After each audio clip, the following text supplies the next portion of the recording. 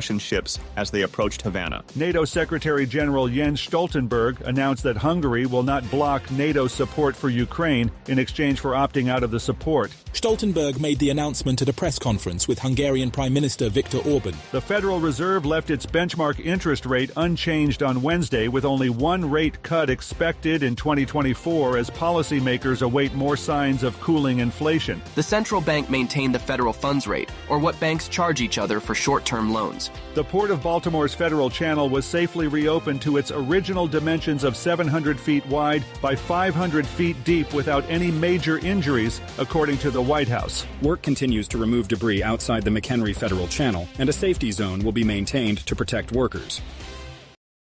The opinions expressed on this program are those of the host or guests and should not be interpreted as statement of fact. Independent fact-checking and corrections are encouraged. Can we get a cup of coffee in here, please? Got it. Good coffee. Damn good coffee and hot.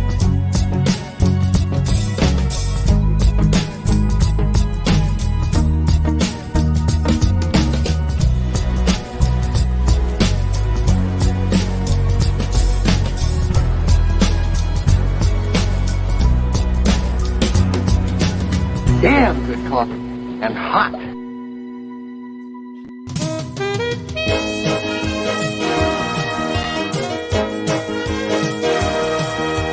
My dog is your mind's best friend. No, he's not.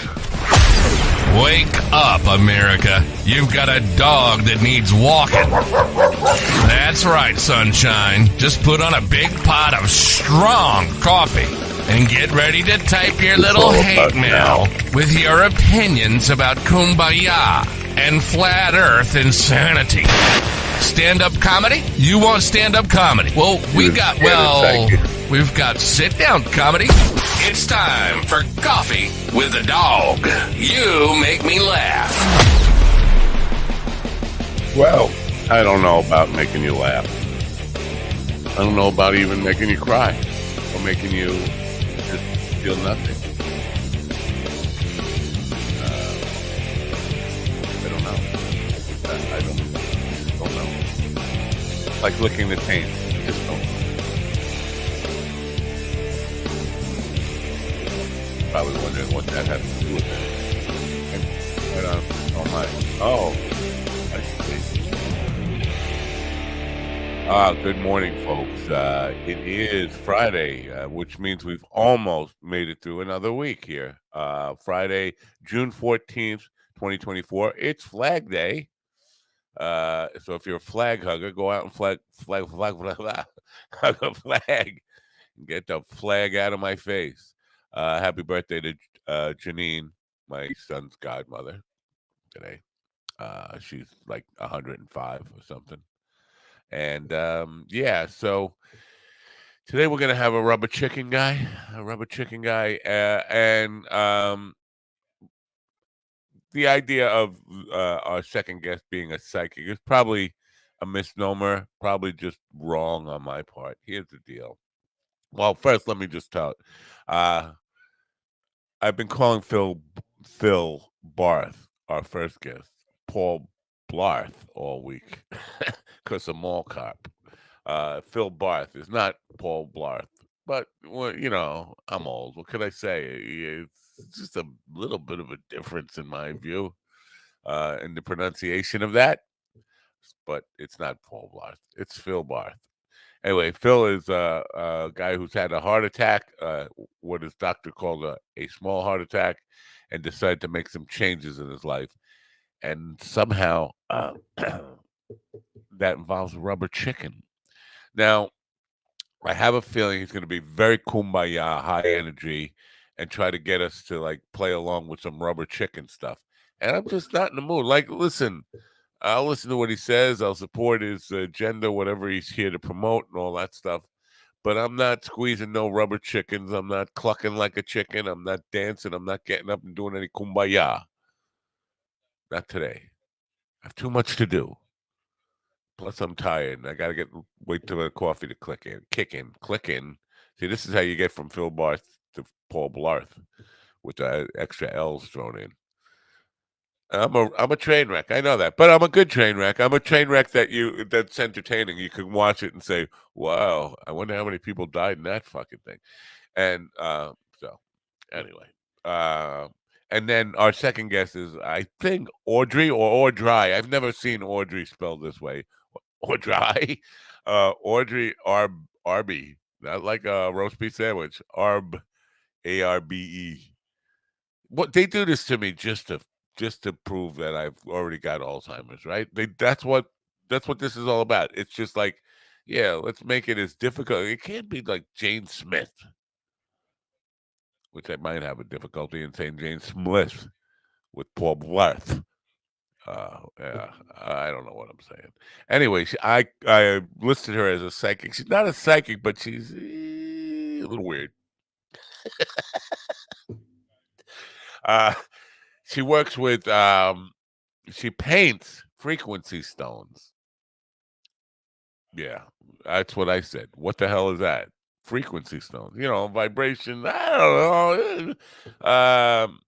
They help people up level their vibration. My vibration, depending on which Tracy's dog toy I'm sitting on, is quite battery operated. I don't know. But she says now in her thing here, she says the working with these stones can give people ism freedom, to be free of causes of effects of racism, sexism, and other isms, and a few jisms. How they work. Anyway, I don't have any frequency stones on me, so I'm safe from that. And Steven's safe from that. So he doesn't have to worry about being stoned. Although, when I put it that way, maybe we will get stoned. I don't know. I just don't know. Are you getting the gist of the jism, the gist and jism of me not knowing? It's Friday. Casual Friday, and I'm wearing a shirt. I shouldn't be wearing a shirt. I should be like nipples out or wearing a t-shirt. Is this making any sense to you? It's not making any sense to me. Maybe a little more coffee. It occurs to me that I probably need some ketamine therapy, and I think I know where to get it.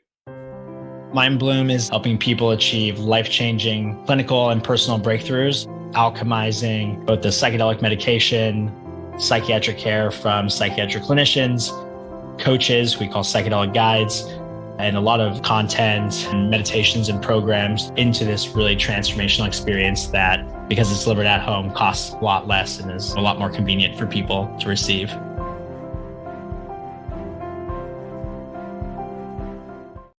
Speaking of freaks, there are spot stealing freaks in the room. Good morning, gentlemen. Steven's stuck. He must. Good morning. He must have a frequency stone stuck in his. I'm frequently stoned, if that's what you're asking. Yeah. Don't say that. Damn it! You stole my first line. Now I got to change it. Oh, no, I'm sorry. Good morning, America. MindDogTV.com. Do you paint frequently stoned? Well, that's no excuse to forget Dad. 2 wrongs don't make a right. Go to MindDogTV.com and order your Father's Day gift. Place your order before the end of the show, and the sitcom will deliver your package to your door tomorrow. Sorry, make that his package. MindDogTV.com. Enjoy the suffering. And it won't be tomorrow. It'll probably be within a few years. You think snail mail's slow? Try wheelchair mail. This whole thing about two rights don't make a wrong. What about 4 lefts? I think that equates to 1 right. The only way to get to the Papoosatuck is to make 4 lefts. GPS makes me make 4 lefts, and I yell at it like in a row. I know I'm going around in a circle somehow. Why am I making 4 lefts? But you can get out of there without making any turns at all. It's just a straight line. Can you? Where I used to live, I used to get home and have to make 3 lefts. But because one of the lefts was like, one of the roads was like really, really long and it went like this. And so by the time you made a left, you were like heading almost to the right of where you started. That's even the road went like this. Yeah, the road went like this. Off to the Waving right. as you were going by.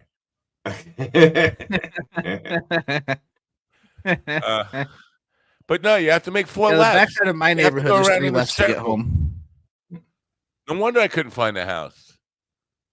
So anyway, Wait, you said you had to go 4 lefts, right, a circle? I don't know. Well, if 2 rights don't make a wrong, or 2 wrongs don't make a 2 rights don't make a wrong. That's got to be some Native American math. You know what? You got to put it in reverse and start over again. GPS is the worst anyway. If you put it in reverse and start over, you may run over the kid. Oh, you got Steve. You don't want to talk. I'm just saying you got to put your thing down, flip it, and reverse it. Then is what it sounds like. Yeah, I'm an old Rand McNally guy.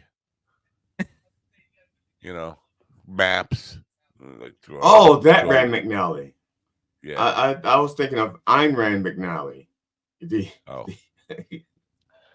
No, but GPS. You know what? I broke a phone one time with GPS giving me wrong. I was on the way to a gig, and after I had circled the same area like 5 times because GPS kept going with me, I actually crushed the phone in my hand. An iPhone. I crushed it. Like, I don't know, like some kind of dude with a beer can on his head type of crush. I just crushed the phone out of my hand. Yeah. So manly. I know. I was manly at the time. I still had my balls attached at the time. No, I don't. Oh, very nice. Do you have guys have big plans for Flag Day? Oh, Flag Day. I thought you said something else because it was Pride Week or Pride Month. Yeah, right. And I was like, I'm not celebrating that day. That's not for me. But Flag Day. Okay, yes. All right. No plans. Well, no. I do if my wife is consenting. Sure, I plan on planting a flag by the end of the day. Yeah, he's going to plant a flag on Uranus. Yes.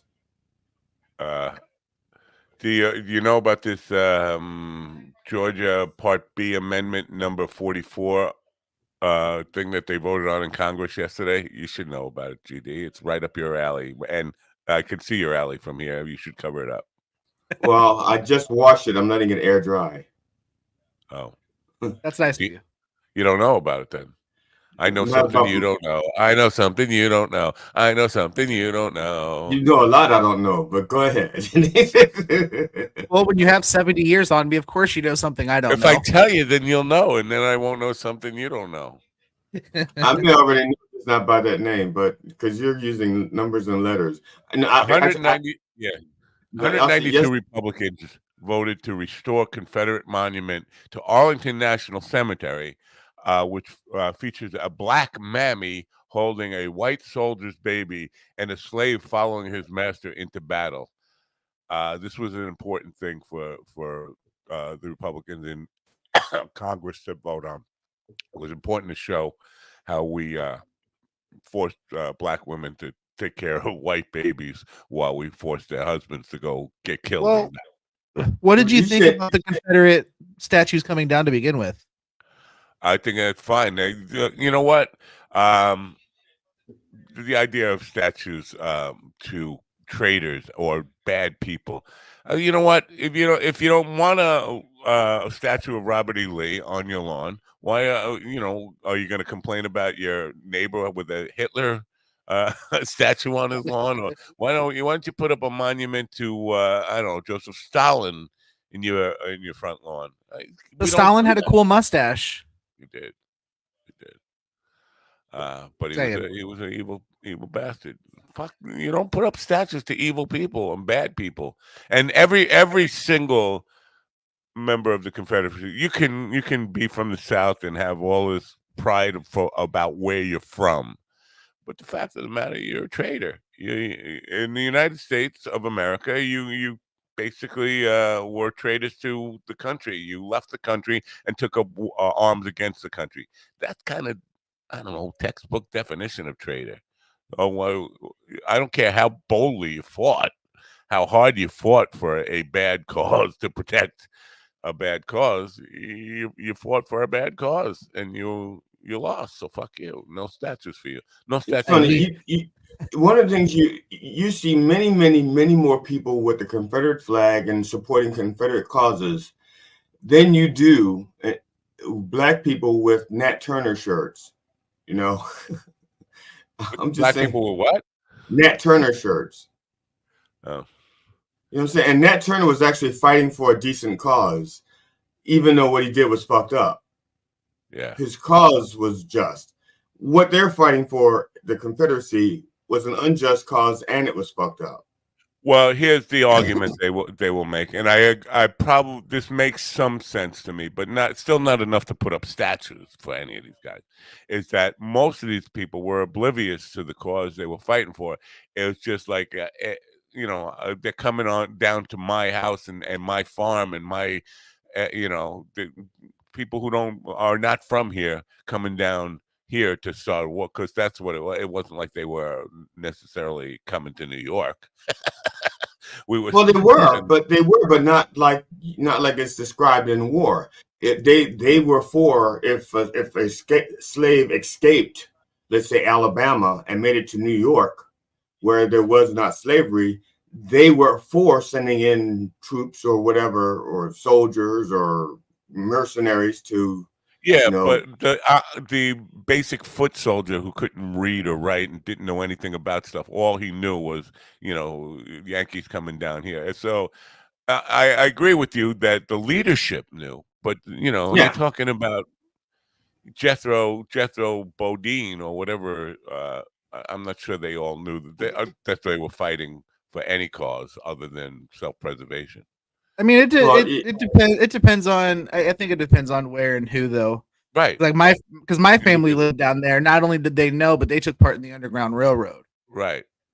So, yeah. And then in the 20th century, we have the overground railroads, the elevated rails. Not in New York. You guys still use the Underground Railroad? Only because there's no room. That's by necessity. There's no room above ground. Yeah, only in Manhattan, though, not in Brooklyn, Queens, Staten Island, none of that. In Long Island, it's all elevated. It's above, it's up. You got to look up, not down. Yeah, with the taxis in the city proper, the subways is the safest place to be if you're taking public transportation. No. The subways are mental institutions without doctors and nurses. And a little bit of like a rat farm or something. There was a video of a rat in a store in New York City. Somebody was chasing it, and the rat was, I'm not kidding, it was as big as a golden retriever. It was well, you guys have super rats, right? I never, you know what? When I go to New York City, I never see rats. But yeah, you know what? I'm not. That's what happens when people take too many steroids, and then they urinate into the water supply, and then rats get into the sewage, and they're drinking all these steroids. They're just giant T-Rex, man. We have figured out so many ways to give rats cancer. Why do we still have a rat problem in New York City? It's because of the super P rats. They're cancer resistant. Yeah, but we still have not cancer resistant. There were some stimuli resistant, but we found so many ways. I'm sorry, Matt, you don't get to ask that question. You have a brother who's had 9 different cancers for 74 years and is still getting younger by the hour. And you're going to question rats and their... I think it's only 3 cancers. But yeah, for like 40 years. But it's still, he's not getting younger. He's just not dying. Thank you. Although January 11th, when he comes to town, there is a slight chance that he might die. God damn it. I think the forecast is at 35% of death, chance of death that day. Those aren't bad odds. I'd take them. I just saw a video of one of Lenny Bruce's sets from 1965. I guess he was on a TV show because there was no cussing, and it was recorded. Did you watch that? Well, he's suggesting that we watch it for Monday's thing. No, didn't. No. Watch that. You know how I am. You know how I am. I've researched. You know, I got to research things anyway. Put a gun to your head and said, "Watch Lenny Bruce." All right, I'll let you continue your story now because we have to get to our guest. Wrap it up pretty quick. Come on, we got 30 seconds. Okay, well, I only need 35, so I'll be good. So in this bit, he's singing a song, and in the song is about him being so alone, and he talks about his wife, how he want to kill her, but he says, but it would probably take her 2 hours to get ready. So if you kill your wife, won't you make you more lonely?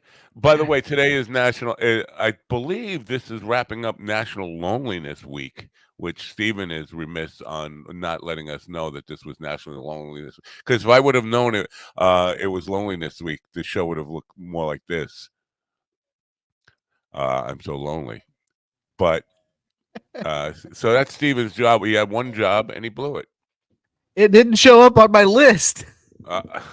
Observations, dude. Observations. I know. I go to nationaltoday.com every day. It's got that's a week thing.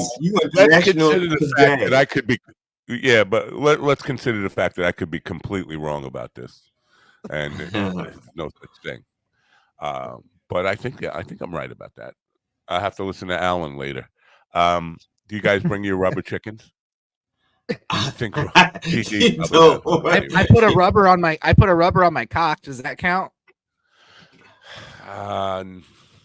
I don't think that's highly inappropriate for where we're about to go. Okay, but it is positive. Well, here's the thing. Here's the thing. I figured I'd say that before GD took out an actual rubber cock, and so he's got plethora of rubber cocks at his disposal. I have to buy 6 more. I have to buy fair enough. No, 8. I need 8 more. I have to buy 8 more. Phil Barth is a guy, not Paul Blart, by the way. And I apologize for getting his name wrong all week long. Phil Barth is a guy who had a small heart attack, according to his doctor, and decided to make some life changes that he's going to share with us about. You know what? This whole week has been about happiness. 2 happiness coaches last night had a lady on who was an author. We were talking about it. It's just like the subject of the week is how to change your perspective on life. So is this to counterbalance? Is this to counter the fact that this is Loneliness Week? Well, could be. Coincidental. I just want to know if this is one of your cosmic coincidences, or did you plan this way? No, I didn't plan it. I don't plan anything. The only thing I'm planning is dying, and I don't have a date set for that. It's just like it's on the list. A long ways away. That's fine. It's on my to-do list. Okay. No, keep it on the way down low on the list, though. Is it the last thing on your list, or is it a little bit up there? You know I'm a procrastinator. I'm putting it on. Can we meet Phil Barth before you guys? Yes, please. I wish you'd shut up so we could meet him. You should stop running your mouth. Good morning, Phil. Good morning. I apologize for the rudeness of these. I love it. I love it. Yeah, I would say death is probably the last thing you want to do. Yeah, well, come on. I got a lot to learn from you, bastard. Yeah, I read a quote by somebody that said, "If I could know one thing, it's where I died, so I would never go there." Oh. See, I plan on dying as well, but it's on my list. But my list is alphabetical, so I have like many things after death that I need to do. No, you want to like go Z die or something? Change the word. Oh, Zeth. Zeth, exactly. Okay, Zexpire. Zexpire, yeah. Great things happen every day, don't they, Phil? They absolutely do. Hell yeah, they do. One of the terrible things that happens is somebody might mispronounce your name. I've been calling you Paul Blarth all week. I'm sorry about that. It's just, I am no relation to the mall cop.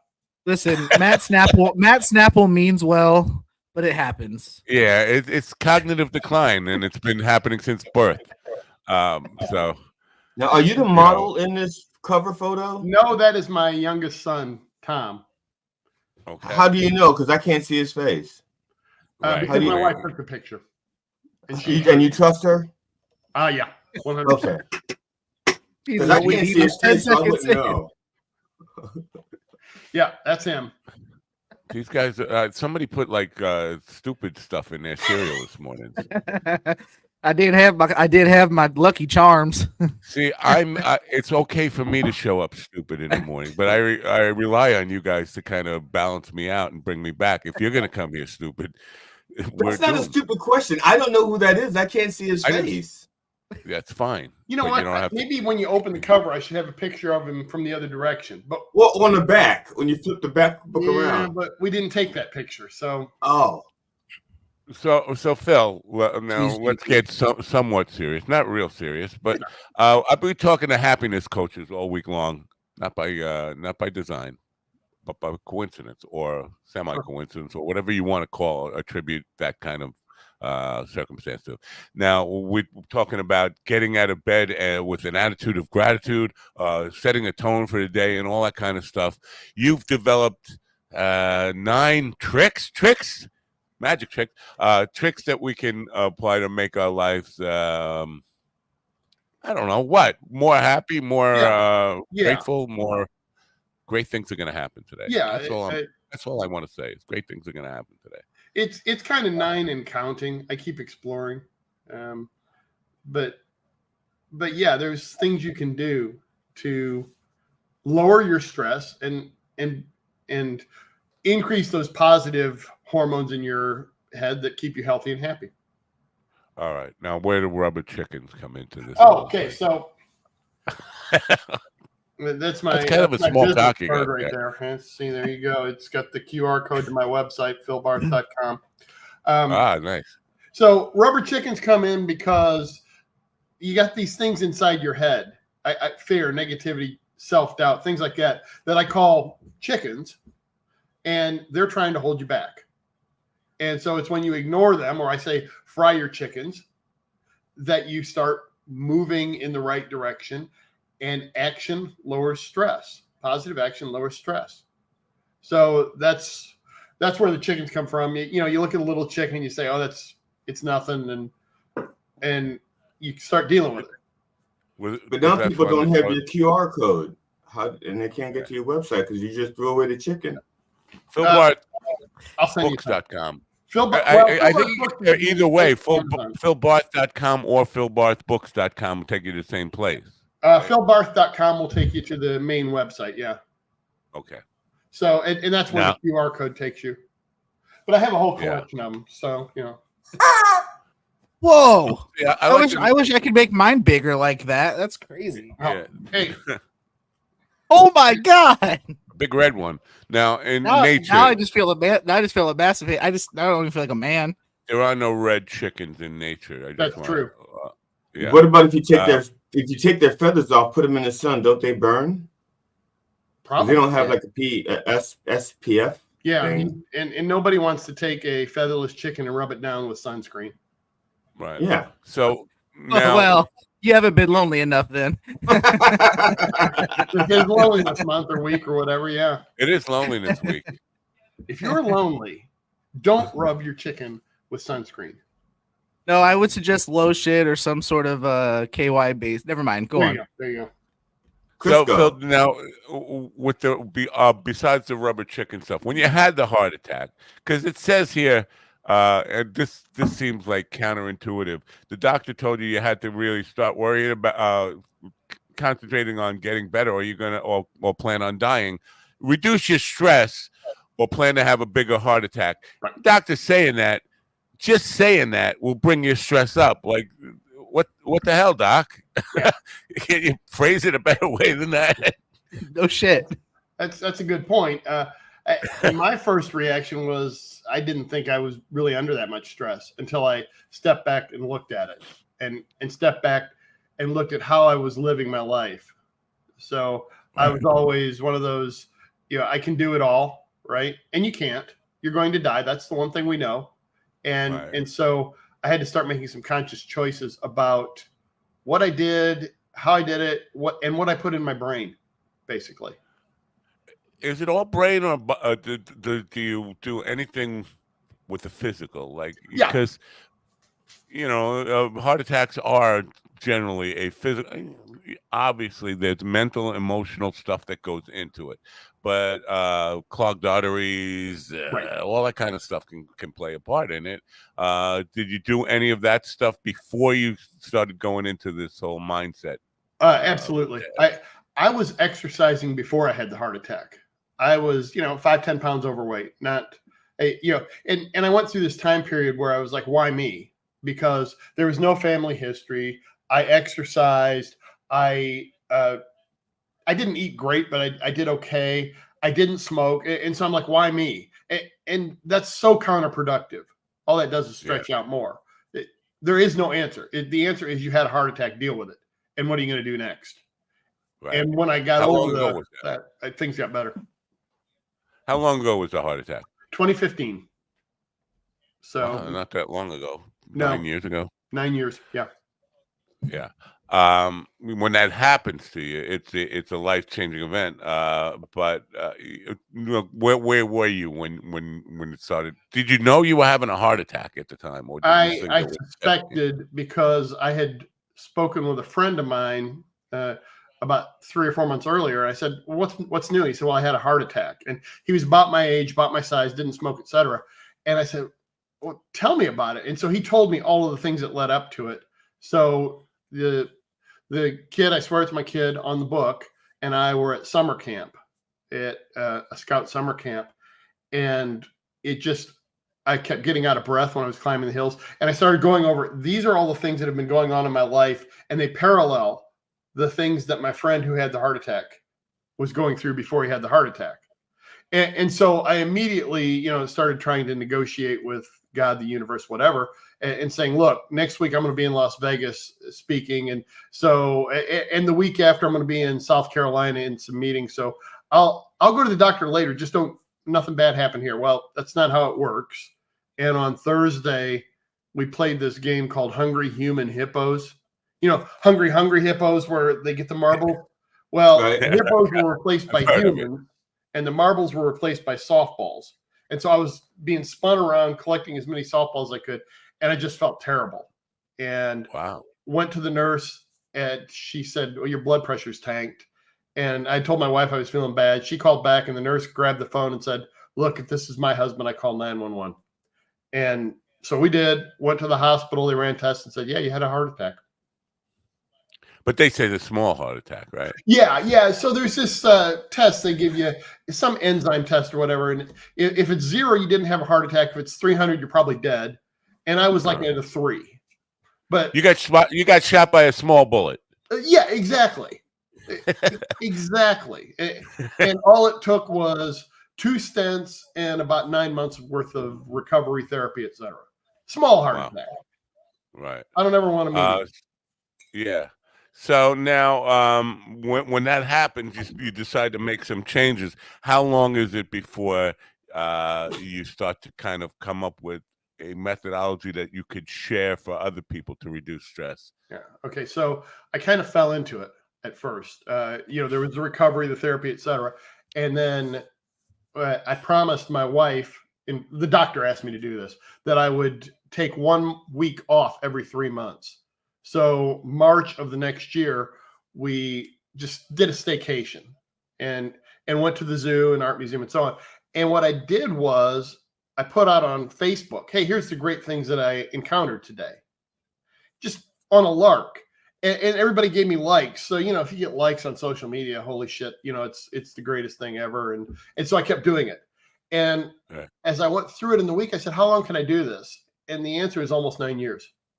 And I trained myself. And that's the number one thing I say for stress management is train yourself to see what's good in the world. Seek out what's good, because you start doing it and then it just automatically presents itself. Yeah, last night I had this conversation. I have been trying, putting, when they say try, I know I'm going to get some flack from the guy up above you there about, there's no such thing as try, you just do. Yoda. And which is why, that's why he's not going to die of a heart attack. He's going to be murdered. But So I've been maximizing effort into waking up and trying to give myself positive messages every day. But by nature, I'm a pessimistic. I said this last night. I was born a curmudgeon. I was an angry old man at 4 years old. I was getting off my lawn. Get off my lawn was the first words I ever spoke before I could say "mama." But see, but that's the weirdest thing. He says when he was born, and he says 4 years old, and those were the first words he spoke when he was born. So he was born at 4. See, he's the argumentative. He's just the argumentative. It's not that I'm argumentative. It's just you're a terrible storyteller. All right. It's called lying, not storytelling. Well, I'd be born angry too if I was born in a manger. But the point is, it doesn't come naturally. No. To be a positive person, and it takes some, especially for somebody like me, it takes some reworking and discipline. And I'm not good at discipline either. Those are things that don't come naturally to me. So, were you that kind of person who was it easy for you to just kind of wake up and say "kumbaya"? No, I don't know that I'd call myself a curmudgeon. I would go with sarcastic bastard. And I still love a little sarcasm. Palm out of my face. I still love a little sarcasm, but you said one of the keys is first thing in the morning you try to do something positive, and if you do that, there's been studies that people who start with positive, it was 3 minutes in the study, 3 minutes of positivity to start the day, they were 27% more likely to say they had a good day, as opposed to 3 minutes of negative, turn on the news, see who hates who and who died and etc. So if you start your day positive, and I do every day, you're more likely. It's not a guarantee. I still have bad days. Everybody's going to. That's part of the human experience. But by starting out positively, I find I'm more likely to have a good day. Yeah. See, now I just don't call my days, no matter what kind of day I have, I don't call it a good day or a bad day. It's just a day. Because it's the only way I can get through the day. Because otherwise, if I start quantifying them as opposed to just enjoying them for what they're worth, Matt just slipped off into his face. And that's fair. I don't go back and say, hey, I don't grade the day either. Here's the good things that happened. Last week, I was flying back from an event in Belgium, and with an hour to go, I got a text saying, hey, your flight from New York back to Cincinnati has been canceled. I got off the plane. They said, yeah, you can stay in the airport or go get a hotel. We don't pay for it. And hotels around the JFK airport are not cheap. Well, they may look cheap, but they cost a lot. But yeah. I stayed at a hotel, right? It's like, look, I just got back from Belgium. I am able to stay in a hotel, get a good night's sleep. Tomorrow I'll be home. Does that make this a good day? Not really, but it could be a hell of a lot worse. Yeah, well, you don't have to be in Cincinnati, and that's always a good day. My wife and I were in a car accident, and my car was totaled, and the car that hit us hit my side. They hit broadside us from my side. Oh, we're talking a good day already. And my wife it was our anniversary also, so we were on our way to celebrate our wedding anniversary. Wow. And we had theater tickets, expensive theater tickets. And my wife was angry and pissed, and she went to try to kill the other driver. And I had to pull away and say, look, honey, I said, look, it's going to be, we're fine. We're not dead. It's just a car. We have insurance. We'll get through this. We've been through worse, and we've been through worse things, and took my wife a long time to forgive me for that attitude. she just wanted to kill somebody. Yeah. And I see her point, but it's just going to make a bad day worse. Yeah, because then I had to bail her out after I see the theater, after I go to the theater by myself. Yeah. Oh, honey, you would have loved it. Yeah, it was the Book of Mormon. She. Oh, damn, yeah. Yeah, that's a great one too, man. Ooh.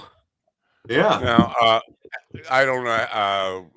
I can ballpark probably within 20 years how old you are, but with my condition, my age, the first things that happen when I get up in the morning, my body sends a very strong message to me that it quit 20 years ago, and it all things like inflamed prostates and all that. So the very first message I get out of in the morning is, gee, I wonder if I have prostate cancer. It's so hard to piss.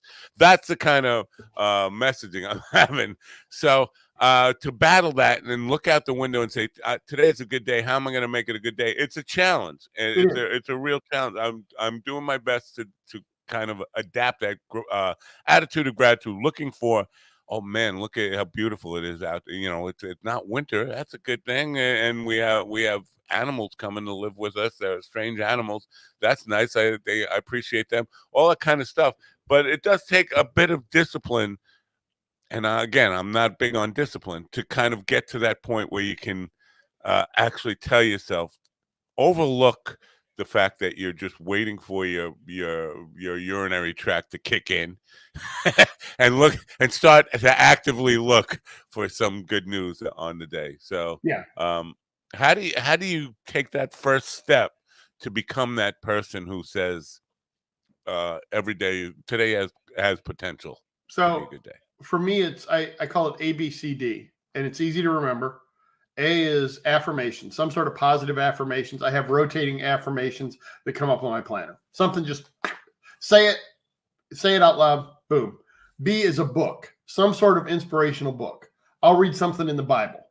If that's your thing, fine. If it's something else, fine. Something if I don't read a book first thing in the morning, it ain't happening. So something, it could be this book. Great things happen every day. Something positive.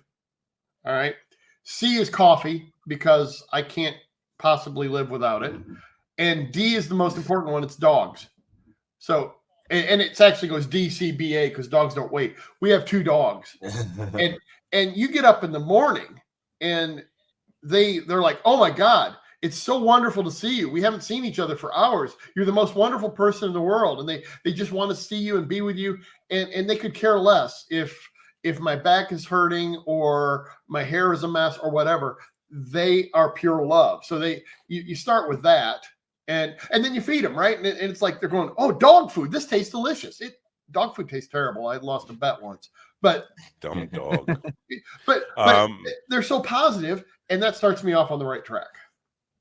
I think we do it in reverse here. We start with the dog, add a little coffee, and not necessarily a book, maybe a meme. We talk about books. Talk about books, yeah. And then A is for authors. Oh, there you go. A is for affirmations. Yep. Yeah. Affirmations. No, it's for authors, because we did the books. I affirm that the authors' books. I just affirm that it is about authors. Okay. No. Okay. All right. And that's what works. All right. I also try to do yoga in the morning, because my body when I get up, it's like, no, you're not as young as you used to be. And so I do all the stretches and everything, yoga stretches, and that helps. Now, I just out of curiosity, when you do the yoga, are you skipping all the other letters from D to Y, or are you incorporating yoga into downward dog? A, B, C, D, Y. No.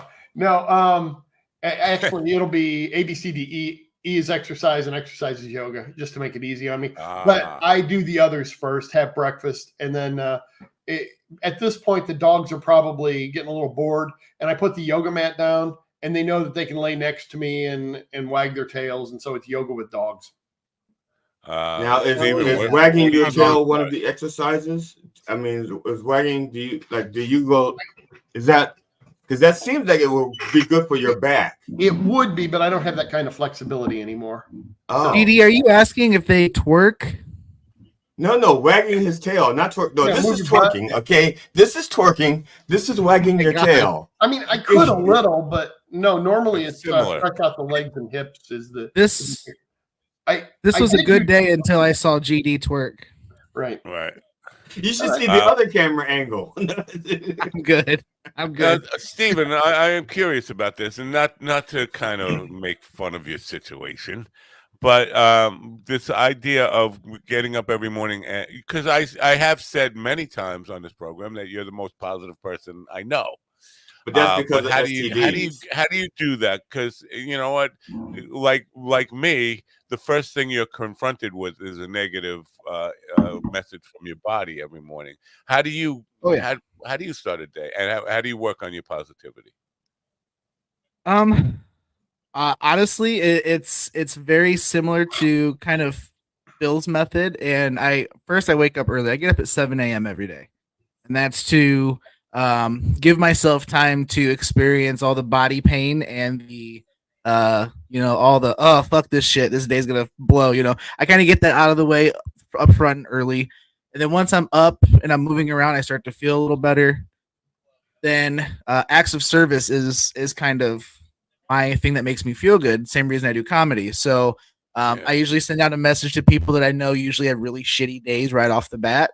And that makes me feel better because, they're appreciative of getting that pick me up in the morning. Cool. And then I look forward to this. Honestly, this is kind of this part of my day every day is one of my favorites. So me too. It is definitely therapy for me. I mean, for sure. If I started a day, and on weekends I do start days without this, and it takes a little more work to get into. It does into the flow of the day. Now the 9 tricks. Now we don't. I guess they're in the book, and we don't want to give away the 9 tricks. But are they just simple like reframing of mindset type of things, or are they deeper than that? It's mindset. It's things I've found that lower stress. They're on the website under the downloads. There's a neat little graphic, but it's like seek out what's good. It's the 9 S's of stress management. So seek out what's good, actively seek it out. The more you do that, the more easier it's going to be to find. Subtract what's bad in your life. So I have a thing on social media that it's like stay away from the negativity, because Facebook and Twitter and so on, they want your eyeballs, right? That's how they make their money. And so if you're hanging out reading all the negative fights back and forth, you're going to get more and more and more of that, and it's just going to send you in this downward spiral. So I block all of that. Some people don't get on social media. I do, because I want to stay connected with people I went to high school with. My niece lives in Florida, and she's got 2 wonderful little kids. So I want to see pictures like that. I just block the other stuff. All right. So subtract what's bad. Share the love. You can't really see it. My whiteboard's behind me, but there's you can't see it, but there's a little heart that my wife drew on there about 3 years ago and said, "Love you" underneath it. So every time I look at my whiteboard, she has shared the love with me, and that lowers my stress. But when I do something to share the love with someone else, it again lowers my stress. That's 3 of them. There's a few others. So now, how do you avoid things that trigger stress? Because it's great to say all that stuff, but life events happen.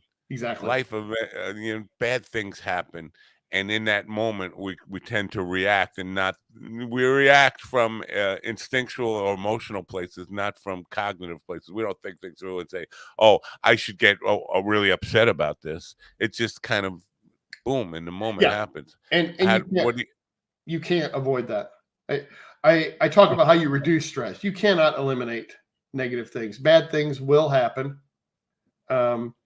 And in the moment, I have been known to blow up or do something. Then I have to calm down, kind of like what GD said there with getting his wife to calm down after the accident.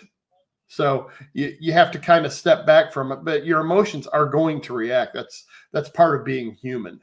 You just don't. You try not to let it ruin your day or your life. I tell people you can't you subtract. You can't eliminate what's bad in your life. And when you can't subtract anymore, you have to add, which is ADD, acknowledge, don't dwell. Acknowledge this is bad. Don't dwell on it. Don't make it ruin the rest of your day, your month, your life.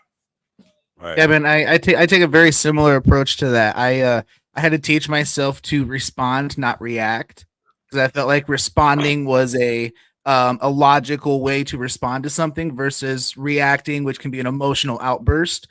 And that was key in my life in general with staying positive, which was learning to step back when something happens and respond, because I was the same way. I was known to explode because I would hold things in to the point where something would set me off, and then fuck everybody, So yeah, that was a big thing in my learning to stay positive. So and see, I have the 2 S's. I don't, because 9 S's just takes too long.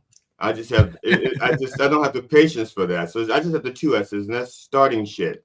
And that's, I just when I see negativity, I just start shit. I see positive, I just start shit. That's it, And I just try to So make basically, what you're saying is, if I have somebody like who causes stress in my life, I should get rid of them. Yeah, just right. Define get rid of. All right. So that worked. Wait, to put a book in front of my face. I'm sorry. I mean, in social media, yeah. If somebody's stressing you out with all their bullshit posts, yeah, I drop them. Oh, I've been blocking people like crazy on Twitter. I've blocked family members. I've blocked friends. I've colleagues. I don't care if you're a negative person constantly. I got to block it. Well, forget Facebook. When I was in my 20s, my family got on me because I was not talking to my mom. Now, I wasn't not talking to my mom. If she needed something, I'd show up. But if she called me and was just going to talk and bash my siblings, I'd say, Mom, I don't have time for that. I'm not going to take sides. I'll listen to you, but I'm not going to take your side. And my nieces and nephew would say, why are you being like this? Because I said, look, I have to find out who I am away from the family. Mm-hmm. I said, I want to be a good person, but I will never be that good person if I keep listening to the family. I'll never be that person. Out, you never became that good person, which is but I tried. But I tried, and I get a participation award for that. Here it is. There's no such thing as trying, you just do. GD, I'm in the same boat you are. Yeah, man, I'm in the same boat you are, man.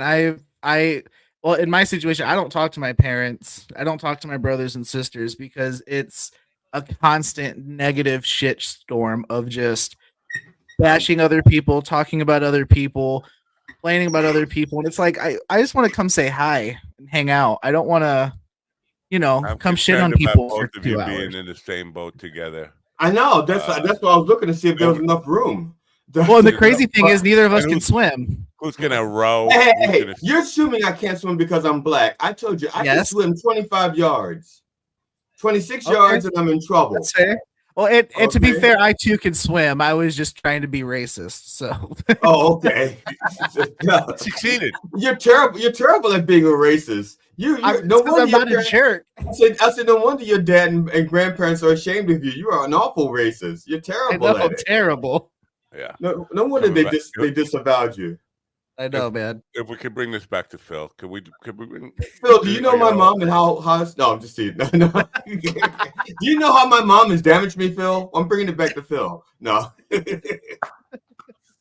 Love it. A lot of when I was young, I used to have believe it or not, I don't know, it's like really shock you guys. I used to have anger management problems and a short temper. No way. Yeah. I can't believe you know the word used to. But they would tell me things that were like oversimplifications. Just count to 10.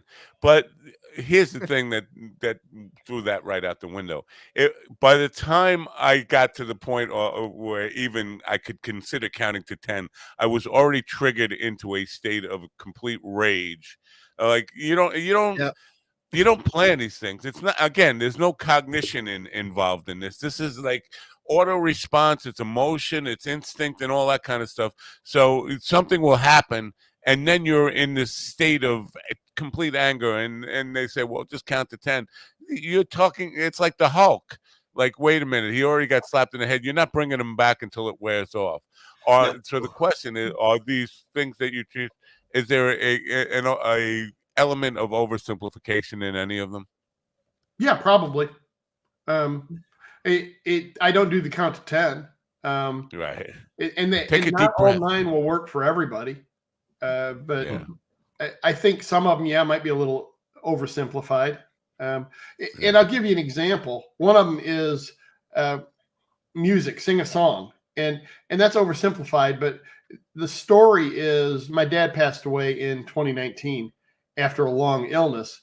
And so I went to the funeral. You know, it was like this whirlwind. Came home from Memphis, went to a funeral, got on a plane to Alberta, Canada, after the day after. And so it wasn't until the next morning, you know, like 4 a.m, I get up because I'm still on Eastern time, and it suddenly hit me.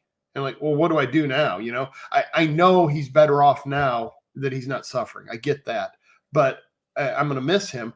So what I did was I went down to the treadmill, put in my earbuds, and started playing Waylon Jennings, because that was about the one artist my dad and I could agree on. And so when I started listening to that, it's not my dad declining and passing away. It's my dad when he was young and we were taking a family trip, listening to Waylon Jennings going to Disney World. So you got the only daddy who will walk the line. Yes. Don't let your babies grow up to be cowboys. Yeah. Johnny Cash was the other one that we agreed on. So there were two. But you start listening to music and it takes you back to a better time. Now you can't live in the past, but you can go visit it and have these good memories. That's a bit of an oversimplification, because you know, he still passed away. That wouldn't work for my mom. You know, they were married for close to 60 years. So that wouldn't work for her. But the thing is, with grief, grief is a whole different kind of ball game here. But the truth is, we feel sadness for them. We feel sadness for us, and anytime that grief is happening, we're not really worried about the people who passed away. They're not feeling any pain. It's us and how we move forward and how we deal with it. Exactly. So, now, but some kind, you know, music can do a lot of things for you, but some music can actually work to make you sad. Some music can actually work to make you, I don't know, psyched or more enraged or angry. You know, so you have to be really careful about the music you pick. But also, sometimes you need to be sad, though. I mean, don't deny the sadness if you need it. But if you need the sadness, but you have difficulty expressing it, then put in that song that makes you bawl a little bit, and then transition to something happy, like Looking at Me. Yeah, dude, I got dumped by this girl, and I was like, man, I hate being sad about this shit. So I put on a song that reminded me of her, and I just listened to it all the way home. It was like an 1.5-hour drive. By the time I got home, I was like, fuck her, and I deleted the song. Nice. Wow. But it worked. Well, that's good. Yeah, we was talking about simple, I guess, solutions to anger. Well, when I was 15, my mother had a drinking problem. But my mother and I were having an argument, and she looked at me and she says, "Boy, you are making me so mad." And I said, "Mom," I was 15 now. I said, "Mom, I am not making you mad. I cannot make you mad. You are choosing to be mad." And my mother looked at me and hit me in the head and said, "I chose to smack you in the head."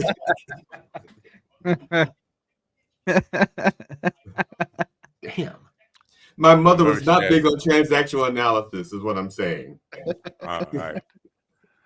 I'm glad you broke that down for us like that. Oh, yeah. Kind of figure out exactly what you were saying. Overcoming, because the challenges we face in life, and we learn to enjoy the suffering, don't we? We enjoy the suffering, don't we? So good. The challenges we face in life are necessary and important for us to go through. Sometimes we don't want to face it, but so in this idea of there's great things happen every day. Great things can happen that seem like shit happening to us. Like, you know what, and how you adapt that mindset that this feels like a really shitty thing, but there's some reason that, or some lesson I'm supposed to learn in any of that stuff. How do you retrain your mind to kind of look at the glass as full, even though it's completely empty? So if I had to write the book over again, it wouldn't be as catchy of a title and probably wouldn't have sold as much, but Great Things Happen Almost Every Day, or Great Things Happen Every Day, but today might not be the day they happen for you. Well, great things happen, and sometimes they don't look great. They look like True. shit. It looks like you just got shit on. Great things happen every day, but you're not going to know this for another year until you look back. I mean, seriously, I had a heart attack. That was actually a great thing that happened to me because it rewired me. But it's only great because you lived through that heart attack. Exactly. Had it been one of the other heart attacks, like the very last heart attack you'll ever have, it may not be such a great thing. Right. Or you would have died from it. Your wife would have got a great insurance policy. So that, I'm sorry. I'm totally. Be on the lookout for my wife's new book, How I Became a Millionaire When My Husband's Arteries Clogged. Yeah, but so the kind of point I'm making here is how difficult it is. See, now with GD's example, getting stopped, it could have been a shitty show, and maybe that ended up being a good thing. But being we didn't make it to the show, but you know what? Good for you. It show sucked.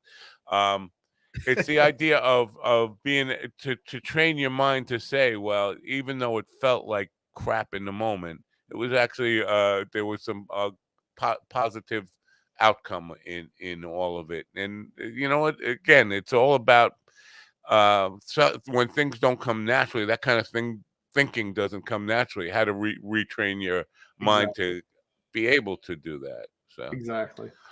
Yeah. Now I've had years of training in the sense that I started reevaluating the way I was thinking when I was a teenager. I had a mentor who saw the damage I was doing to myself and others, and kind of, but he knew I was smart and I would listen to reason. So he just kind of gently guided me to a transactional analysis until I outgrew that and I picked my own solutions to issues. Wow, I got two Twitch people trying to sell me cheap viewers at the same time. You know what? They're trying to sell you at the same place, though. They're telling you to go to the same place. Yeah, so they should compete with each other. They probably are like affiliates or something. But you need to make me a moderator on your Twitch stream, and I'll block those bots. Yeah. All right. I kind of like the fact that they come here and say something as as. Okay, no, absolutely keep it. That's what gets your jimmies going. And it gives me something to fire back at. News. We got the news guys. Oh, we have to go news. Well, let's say goodbye to Phil here. Phil, the book is called "Great Things Happen Every Day." It's available at philbarthbooks.com. Excuse me. So now, what else do you do?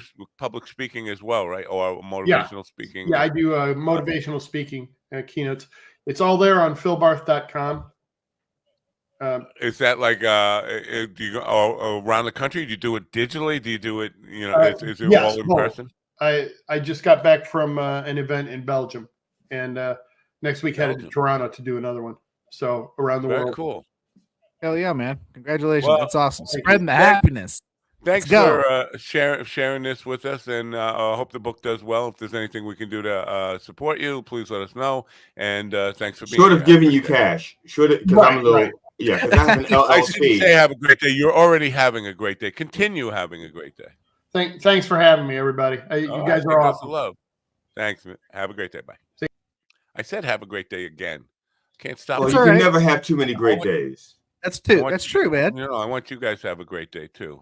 Make it a great day. Do what you can to make it. It's time for all day, news every day with our friend Alan Edwards.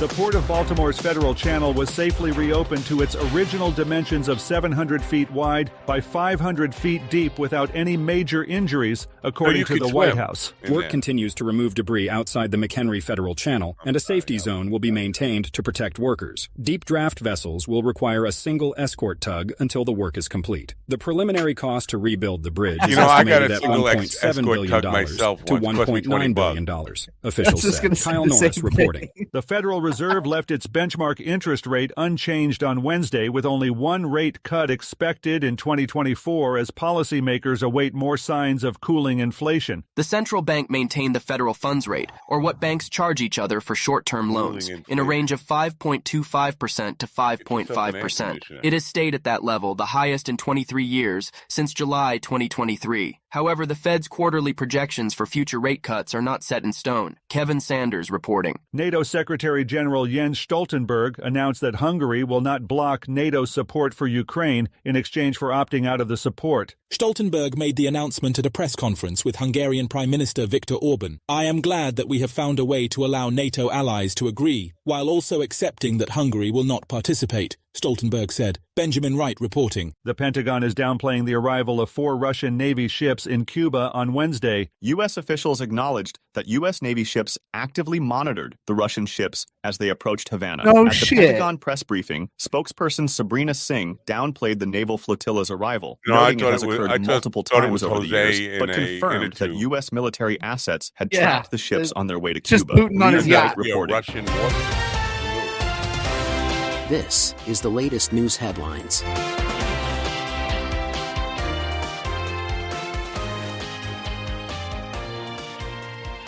Oh, look who it is. Holy shit. Orville Allen lived a lifetime of service, Crotchfinger.com. and at age 98, he had one last thing to give, his liver. Allen, a veteran of both World War II and the Korean War, and a longtime educator in rural southeastern Missouri, is the oldest American to ever donate an organ, transplant organizations said. He died on May 29th, and his liver was successfully transplanted to a 72-year-old woman, according to Mid-America Transplant. Jim Kender reporting.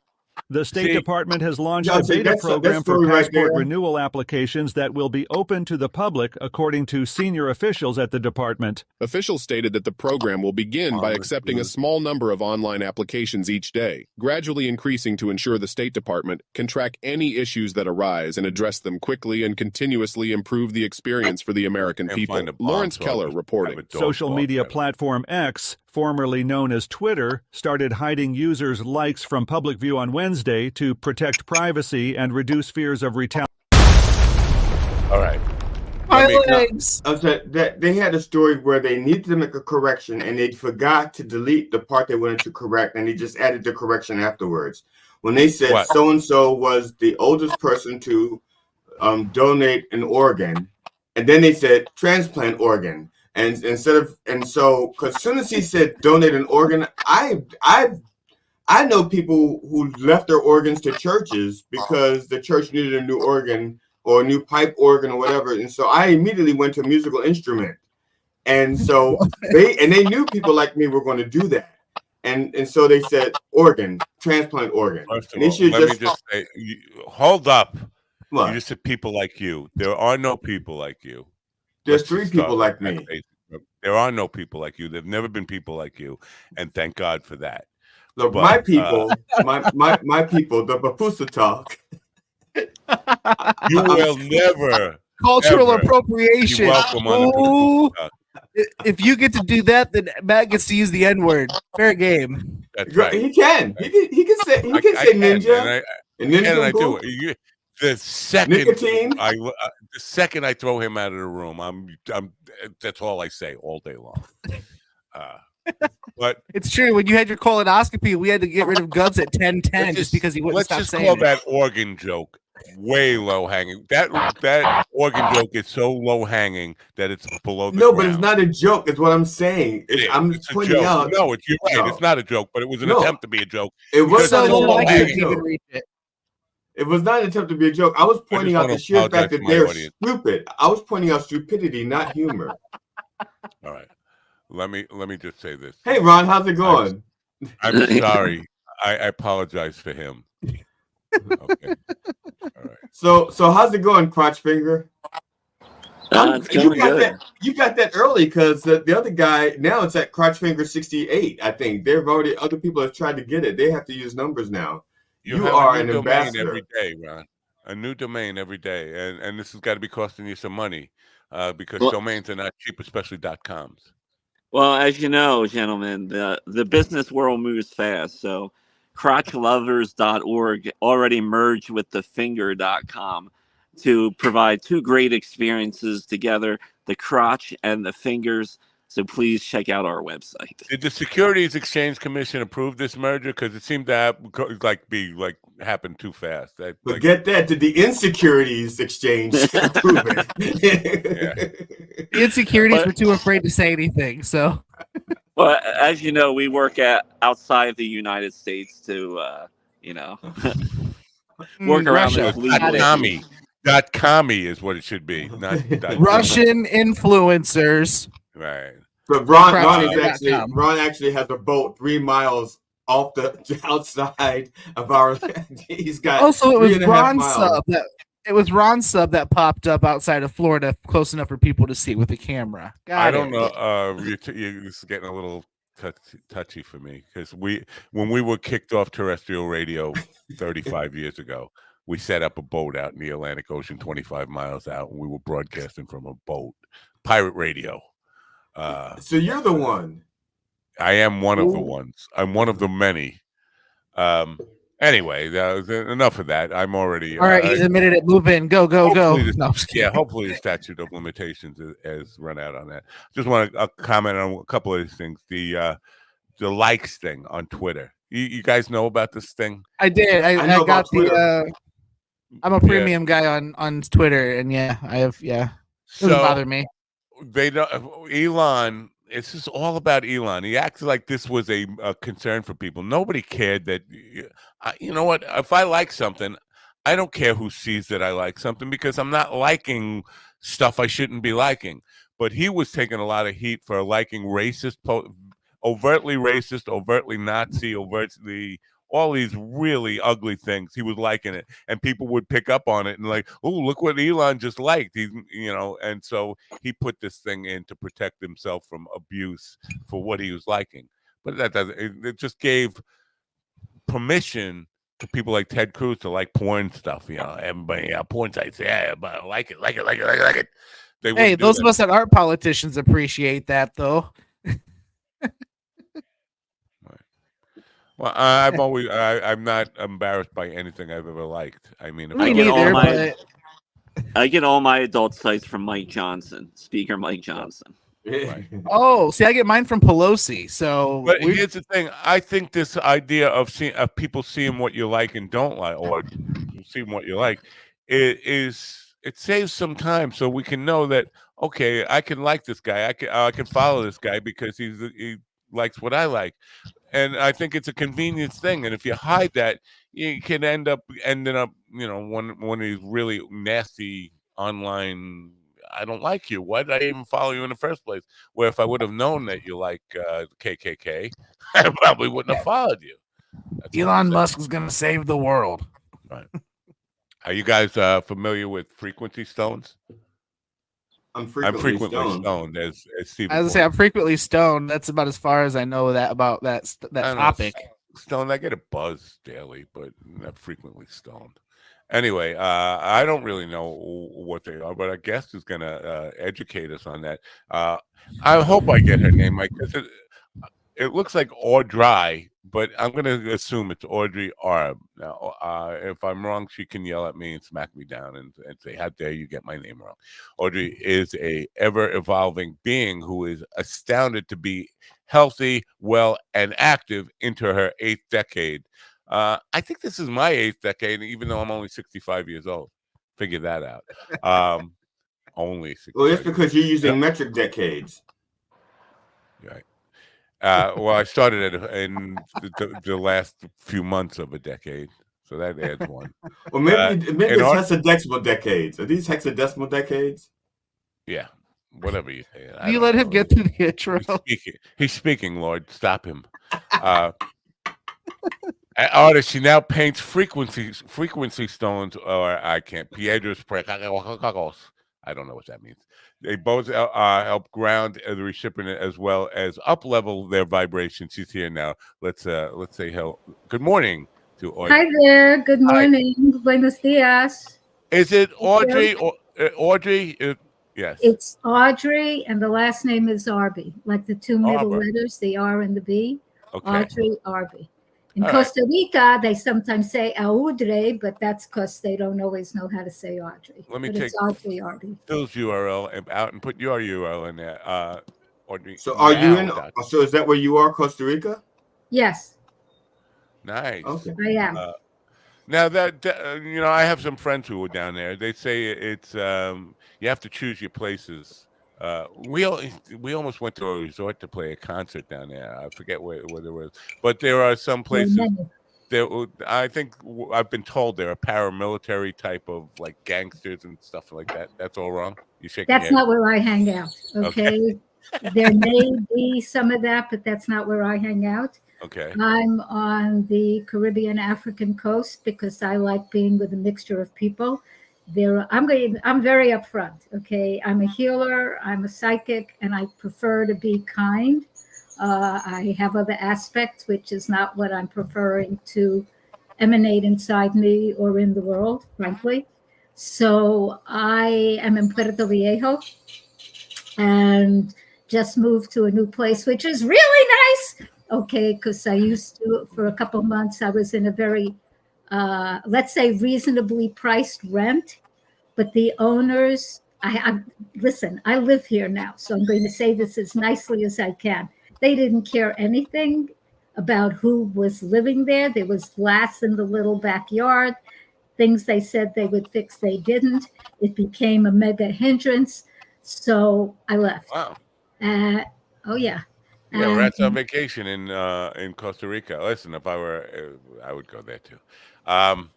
Now, frequency stones. What are they exactly? Can you explain? No, I just want to preface that by saying Stephen got scared when you said psychic. He's a little nervous right now. Oh my God! Then okay, if you don't like that word, if that's going to scare you, then you can consider me a clairvoyant. People have all kinds of words: a born intuitive, a clairvoyant, a mystic intuitive, which is what I'm born. A medium. Yes, I can tune in on people and see and know things. That's what he's afraid of. He doesn't want you seeing the scared. darkness in his mind. I'm not scared. I'm a doubter. There's a difference. I'm a skeptic. You're saying that because the last psychic one here said you were scared, and so you've been trying to own not being scared. Right. Because your soft underbelly. I have no problem admitting when I'm scared. That's not okay. So I have dealt with people. I have to watch that I don't laugh, although I might. I was in an organization. I was participating with an organization, and one of the guys, and this is going back a few years, said to me, "I don't believe in what you do," and so that's going to make me fall apart.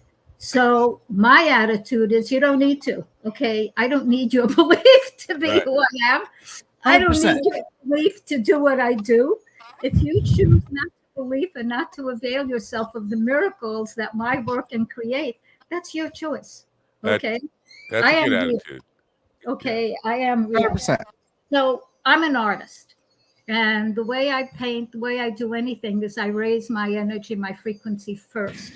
So it's coming from a higher realm, not my ego personality realm. I actually spell the word self, capital S, little s, E-L-F. The capital S stands for soul, essence, self, which we all are, even if you do not believe in it or don't know what I'm talking about, or you have other language for it. We're all allowed to have whatever our language might be. The little s stands for ego, personality, self, which quite honestly is where most people operate from. And so when I came, I have art in Florida. I have art in some galleries. I'd like it all sold. And then when I came to Costa Rica, I brought a ton of stuff, but to bring paintings that were 5 feet by 4 feet was just beyond my capacity.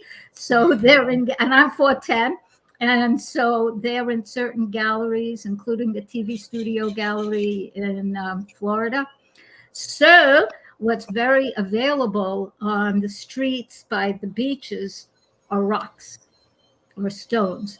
So if I felt drawn to one, it's like they would almost talk to me. I would pick them. Now, before I paint, I raise my frequency. I can teach that. I will teach a breathing attunement if you all want while I'm here, a little short one. Yeah. And I begin painting. If you want to see, here's one. And they're rocks, so they're heavy. Can you see it? Let me make you a full size. Hold on 1 second there. There You're you gonna go. make me full size. I'll be bigger than 4'10". Yeah, Okay. So here's one, and they all have crystals. Can you see the crystal on it? Yeah. Now, what type of rock is it in it? Before you painted it, what was or what? Or it's still the same rock. It just says painting on it. So, what type of rock is it? A rock that I found on the earth. Oh, the reason why I asked it because when you said frequency stones, I thought particularly you were like looking at things, let's say at amethyst and or quartz or something like that, and that they had their frequencies, and that's what I was thinking.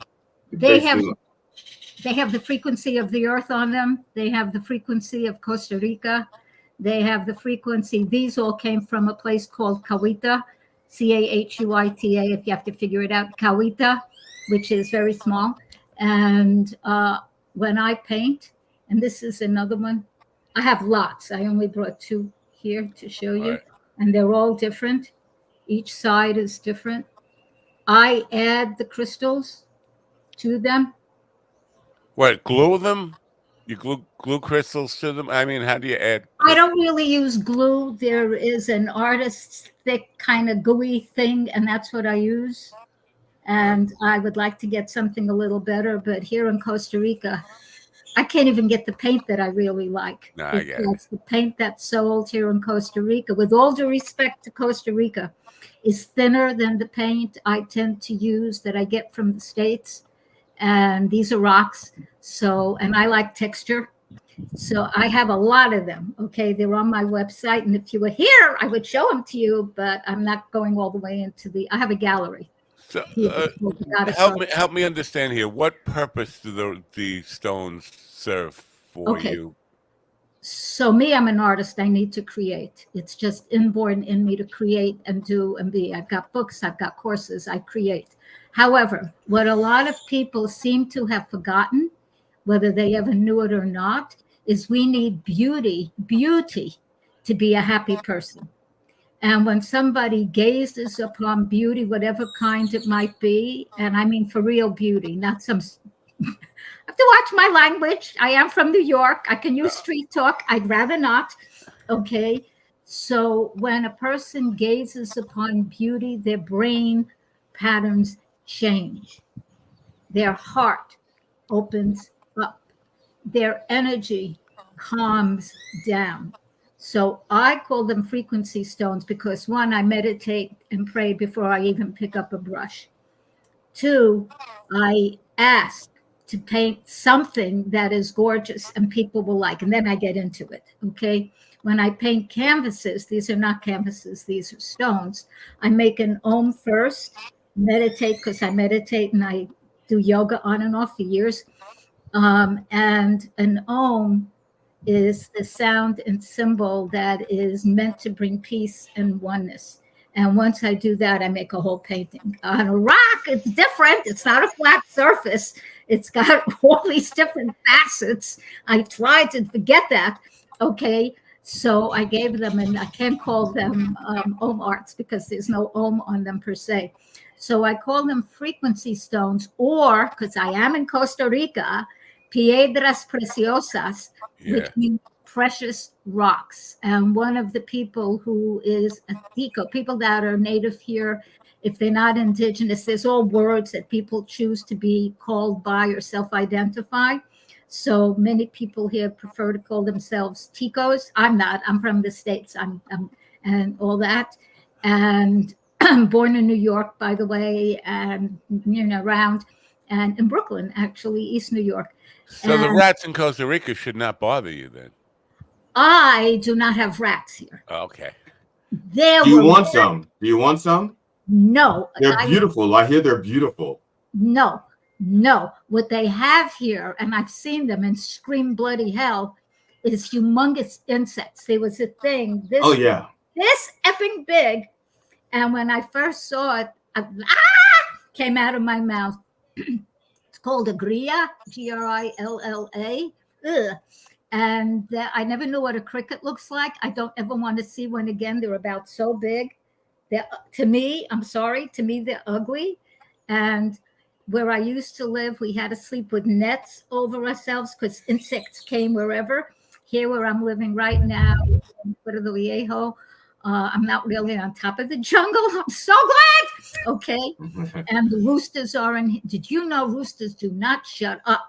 They just keep going. Right. And going. Right. Yes. Ah. It's a myth that they just crow at the break of dawn. No, they crow whenever their mouth is broken open, all the time. Very annoying. They stand on the fence and start that whole thing, and then the next one, and then the next one. It's a cacophony of sound.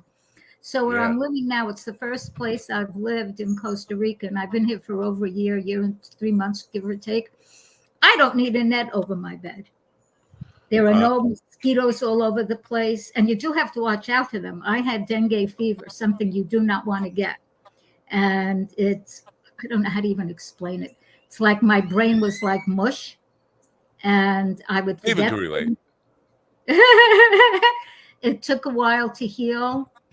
And I have friends, and one of them found a doctor who doesn't just use like prescription stuff, because I don't use that, who used, let's say, organic things.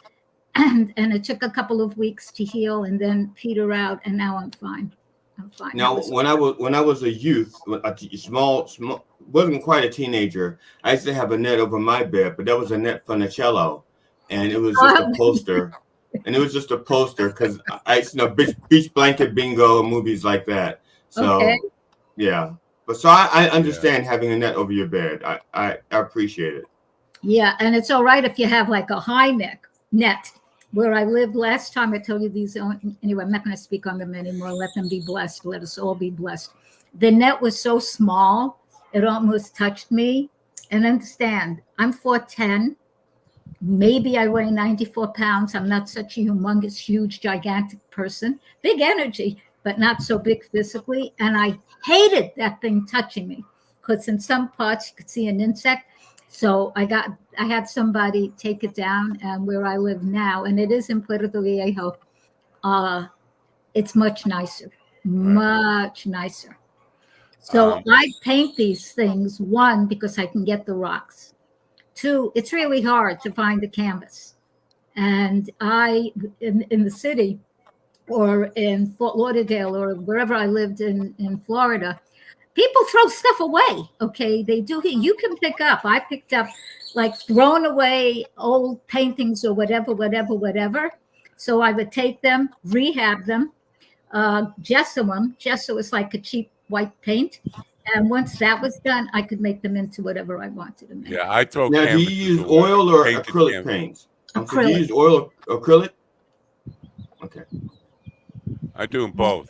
But I've thrown, probably 30 or 40 painted canvases away at a time, and people come and take them. It's like this is stuff that I deem not worthy to even try to sell or put in a gallery or anything, and people are coming and taking them. Like, yeah, my trash. They come and take my trash. But you talk about using this stuff for creativity and for your art. But also in the description here, I read before, it helps people to overcome ism freedom, to be free of causes of effects of racism, sexism, and other isms. That's one of my courses. I have 3 online courses, and the one I consider the first one, although you can do them in any order, is I call it the Morph course, Morph into the Magic of Self-Love. That's, and again, capital S is soul, S and self, which is what we are. And the little s is ego, personality, self. Because to me, when we're starting any kind of journey of self-awareness, if you don't love yourself, you're not going to make it. And I'm not going to make it. No, you won't. No, you'll get caught up in where you don't love yourself. Yeah, I don't if even you don't like believe myself. that, and I'm not going to discuss politics. I want to just leave that over there. But if you really look at any of that stuff, or you look at whatever's going on the planet, and you start seeing that kind of people, no matter how big, loud, and noisy they may be, at base, they don't love themselves. Because when someone for real loves themselves, and it's an ongoing journey, it's just natural inside of us to love others also. And to choose to have a positive environment in which to live, which also means taking care of the earth. So I began painting these. 1, I could get them. 2, I didn't have to pay for the rocks. 3, I'm careful about it because I'm cognizant it is part of Costa Rica's heritage. It's not like I could just steal them and run off. I make something beautiful out of them. And sometimes I have little ones, okay, and I could run right in my other room and get them. But I have little ones. And sometimes I just give them away. People can hold them. And as someone holds them, and they do have a crystal on them, and I charge them, your energy will get more centered. No, my stones are getting smaller as I get older. But you'll be able to pass them pretty soon. Yeah. I'm going to leave that one alone because that's a different topic of conversation. I know. I'm sorry I even said it. This is why I don't like myself. This is why there's no self-love here. I hate myself for saying that joke. No, you don't. You're right. I'm lying. You're right. I'm lying. I hate myself for lying. Do remember, I am from New York. Okay. I know. See, these guys are just these guys are all from like I don't know, bumfuck or something. They don't get it. West bumfuck. Thank you very much. We West bumfuckers do not like the East bumfuckers. Oh, okay. That's the issue with so many. I don't like you. You're like this. I don't like you. You've got that. I don't like this. Look, I'm a vegetarian, and I am actually. Well, you don't like me. No, I'm just kidding. Let me stop. So let me ask you something. With the stones, they just have to be in your presence. I mean, do you have to do anything with them for them to whatever? Well, if you're little, or if you're much stronger than I am, or have a bigger hand, you can hold these. Like I can hold this one in one hand, but it's while heavy. You're painting. So you hold it in your hand while you're painting? No, when I paint, I don't wear this. I wear my painting outfit, which basically is a t-shirt now filled with paint because I wipe my hands all over it. I put a drop cloth on the floor. I clear the space. I take out whichever stones I'm going to work on. I take out a bunch of paints because I use a bunch of different colors and all my prep materials. I meditate. I raise my frequency. And then I start to paint. And I leave it on the ground. I can't hold it and paint because I'll get paint all over my hands. And then I can't put the stone down because I make a mess. And then as they dry, I can transfer them in a box to fully dry. And it takes several sessions of painting because they have different, look, it's not flat. Right. So I have to reach all the different areas. And depending on what vibration I'm in or I'm choosing to send out, I let the energy kind of guide me. And I ask different things. Some of them I want more for peace. My sister, even as we're speaking right now, is undergoing open heart surgery, literally. And I've been doing a whole lot of prayer and I have the whole community sending healing energy and all of that. So when I was painting yesterday and the day before, I was asking for the energy to bring a whole lot of light. So the newer ones, these are, I can go get them, are brilliant with color. I love color. And I don't know if anyone's ever had a near-death experience. I have. So I have actually had the experience of speaking with what I call the shiny light beings. And that's what they are. They shine with light. Okay. I've almost died several times, but I didn't have the typical what is thought of as the near-death experience. I've interviewed probably 200 of people or so who've had that and written books about the near-death experience. But I've almost died a couple of times and never had that experience, and I'm wondering if that means I'm doomed. I was gonna ask the same question. In 2021 when I had COVID, my heart stopped for almost 2 minutes. What heart? And right, I know, right? And I had a near-death experience, but there was no actual experience. It was just I woke up to them putting adrenaline in me and me sitting up and them being like, "Whoa, lay back down," and I'm like, "All right." And that was the extent of my experience. There was no lights or people or nothing. Well, I'm not the expert on who gets that and who doesn't get it. I considered it a gift. I was actually birthing my daughter at the time. It was an emergency C-section. You're guys. I don't know what you know about any of that. I was born C-section, so I'm an expert on it. I remember. I was there for mine. Okay, the placenta was separating, and if you know anything about it, you cannot have the placenta out of the body while you're birthing. You don't have a baby. Okay, right. Baby. Okay, so that's what I was doing physically, and then suddenly, I was in this place. No silver cord, no none of that. I was suddenly in this space with these shiny light beams, and being, as I said, I'm from New York, and I'm living in New York, not in Costa Rica or Florida, and I didn't know where I was.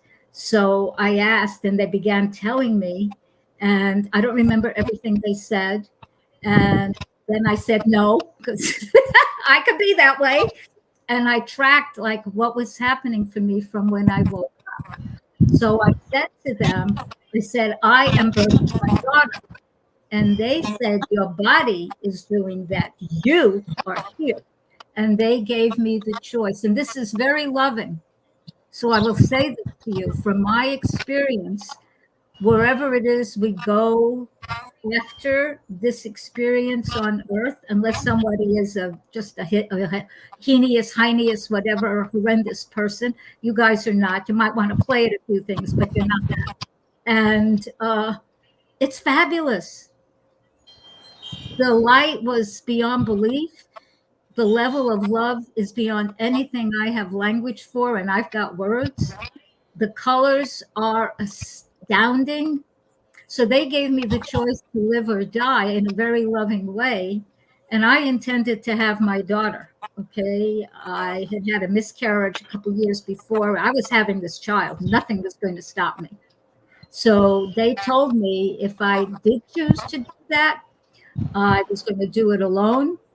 It was going to be difficult, and I had to take off my rose-colored glasses. Suffice it to say, it's had its moments of difficulty. That's all I'll say about it. I have been alone.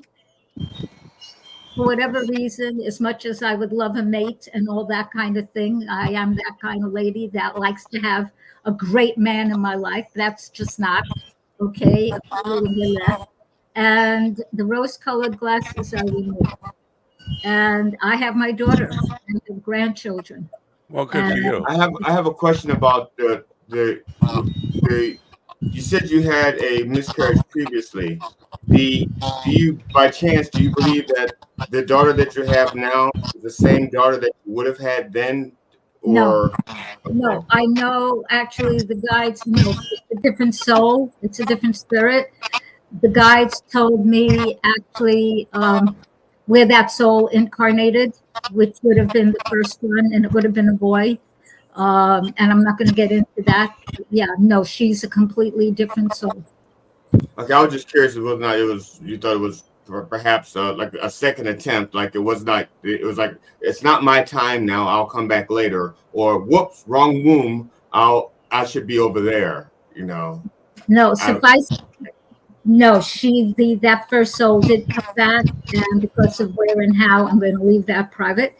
And when and if I want, I can have contact. I'm not announcing it. I don't think certain people are ready for that. Okay, who and what I am, and some of the stuff I know, and some of the stuff I've been in this life. Not everybody is ready to hear it all.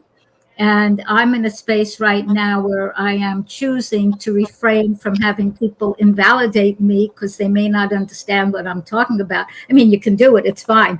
But am I going to walk right into it? Not particularly, no.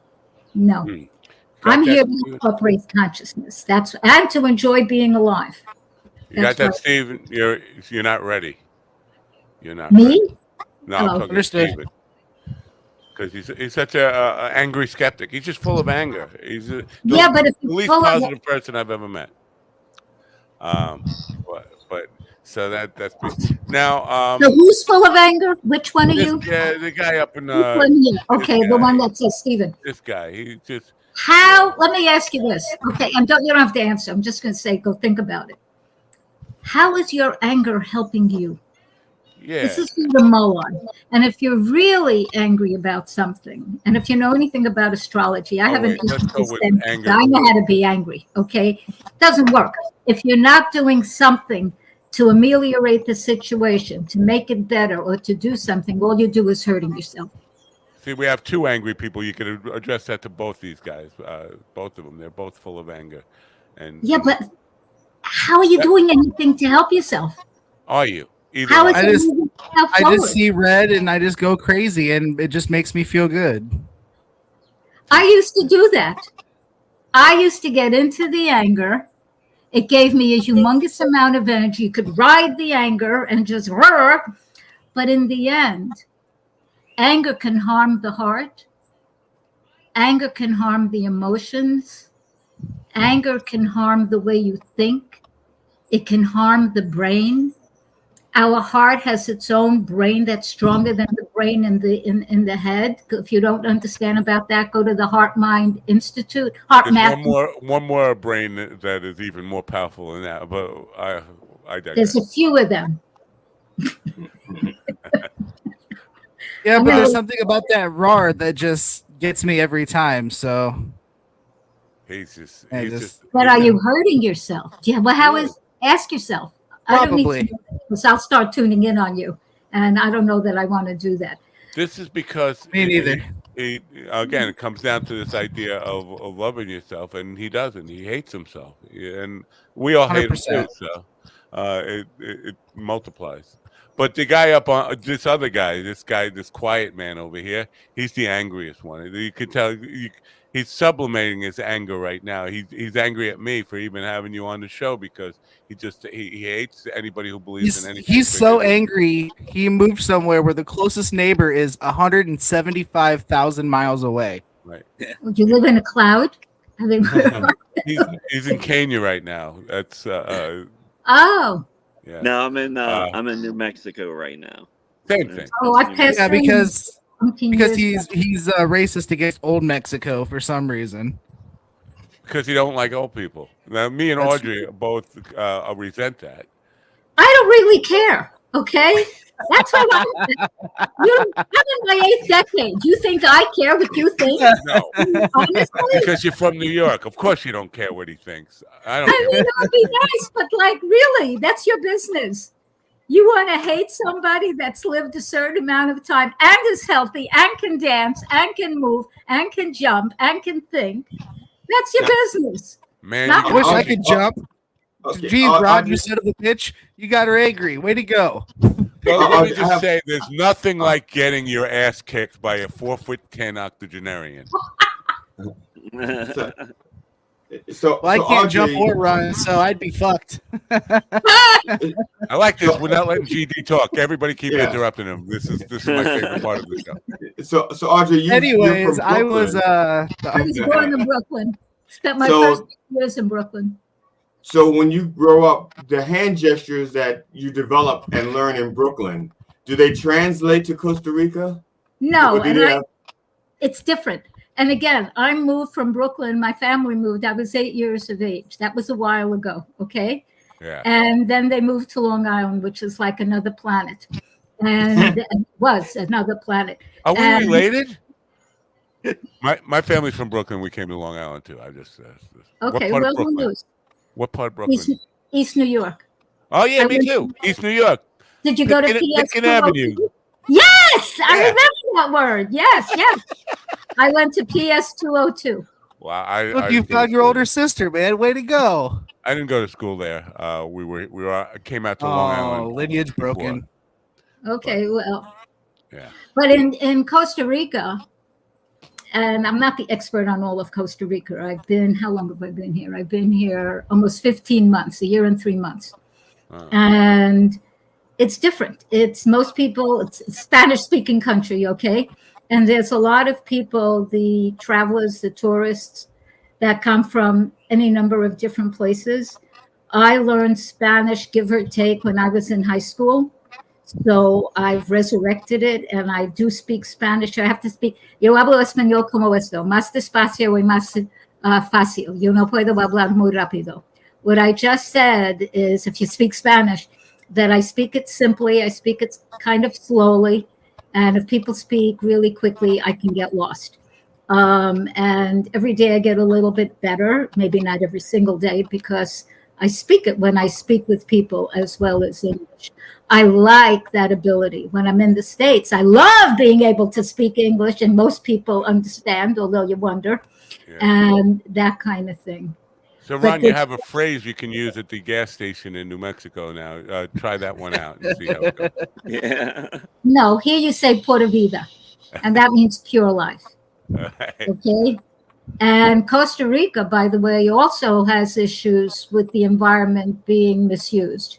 I'm a volunteer with a group, an ecological group and an eco travel group that is, how do I want to say this? Because I'm the volunteer, I'm not one of the officers, that are doing what they can to deal with some very, very, very extraordinarily wealthy people, both Costa Ricans and people from elsewhere, that are buying up land to build an extremely expensive, high-end something or other that most Costa Ricans cannot afford. I couldn't afford it, okay?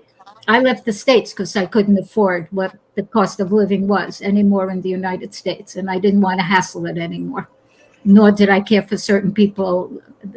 I didn't care for the governor of my state at all. So at a certain point, I just left. See, now Ron likes you all of a sudden because he's a very anti-American guy too. This is what he's.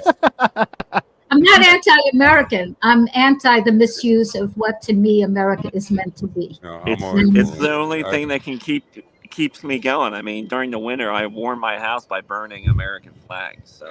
Yeah, and today is Flag Day, and he's actually on a Russian. He's planning on going to a Russian ship on his way to Cuba.